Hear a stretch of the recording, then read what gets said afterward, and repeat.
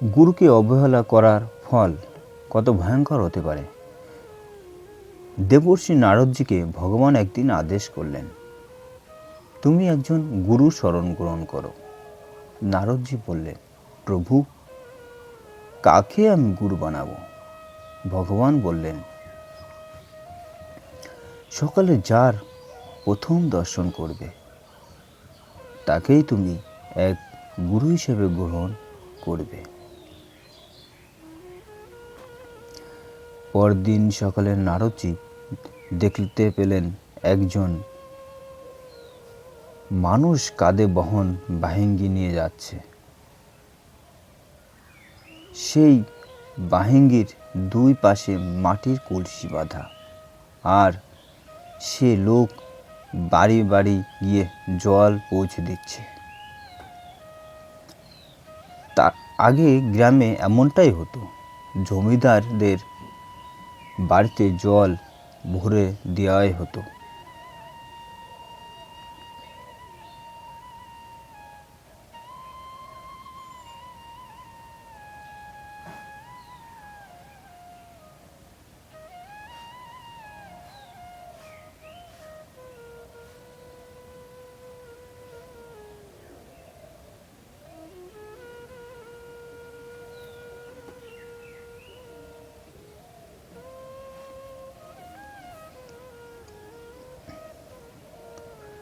নারদজি মনে মনে ভাবলেন, এই মানুষটি কি আমার গুরু হতে পারে?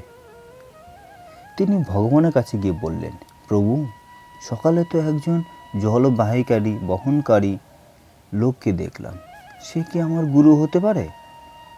যদি কোনো ভজনানন্দী মহাত্মা হতো তাহলে তাকে গুরু করতাম বা মানাতাম। ভগবান বললেন,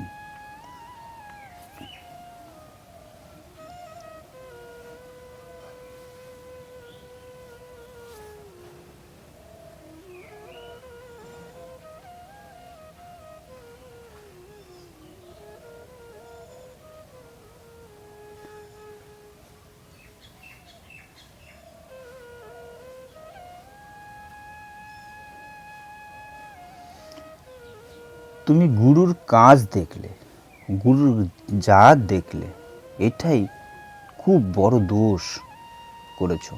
এই অপরাধের জন্য তোমাকে 84 লক্ষ যোনিতে জন্ম নিতে হবে। এ কথা শুনে নারদজি ভয়ে কেঁপে উঠলেন এবং ভগবানের চরণে পড়ে গেলেন।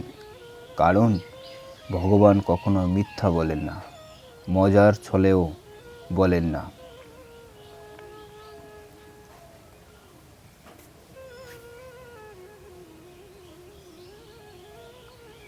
তখন ভগবান বললেন, যার দর্শন পেয়েছিলে তার কাছেই যাও, তার চরণ ধরো এবং তুমি মুক্তির উপায় জিজ্ঞাসা করো। পরের দিন নারদজি আবার সেই মানুষটির কাছে গেলেন। লোকটি বলল,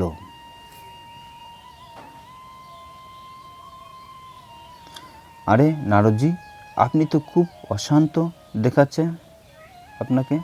নারদজি বললেন, মহারাজ, আমাকে আর ঠকাবেন না, দয়া করে বলুন কিভাবে আমি মুক্তি পাব। ভগবান বলছেন, এই অপরাধের জন্য আমাকে 84 লক্ষ যোনিতে ঘুরতে হবে।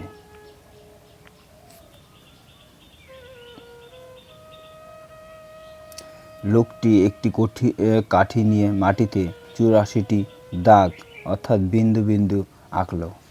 তারপর বলল, আপনি আপনার উপরের কাপড় খুলে এই দাগগুলোর উপর গড়াগড়ি দিন। নারদজি তাই করলেন। তিনি সেই 84টি দাগের উপর গড়াগড়ি দিলেন। এরপর তিনি আবার ভগবানের কাছে গেলেন। ভগবান হাসতে হাসতে বললেন, তুমি মুক্তি হয়ে গেছে। তোমার গুরু তোমাকে 84 লক্ষ যোনি থেকে মুক্ত করে দিয়েছেন। এই লীলার শিক্ষা থেকে আমরা বুঝতে পারি যে গুরুকে কখনো তার বাহ্যিক কাজ, অবস্থান বা জাত দেখে বিচার করা উচিত নয়।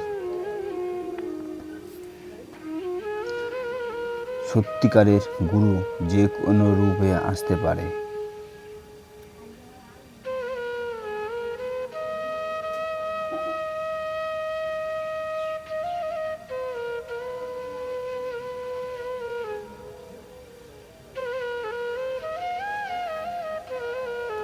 এই থেকে আমরা শিক্ষা পাই যে গুরুকে কখনো তার বাহ্যিক কাজ, অবস্থান বা জাত দেখে বিচার করা উচিত নয়।